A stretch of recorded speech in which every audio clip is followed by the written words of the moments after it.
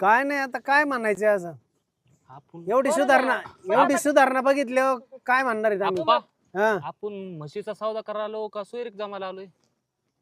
हे सोयरीक. सोयरीक आहे का? हा तेच मी आपल्या घरी म्हशी आहेत ना त्याच्यामुळे मला ते थोडं वेगळंच वाटत आहे जरा. म्हशीचा सौदा करा असं हात घालावा हा लागतो. का? हा. नाही इथं पण वरून सगळं करावं हा. लागतं.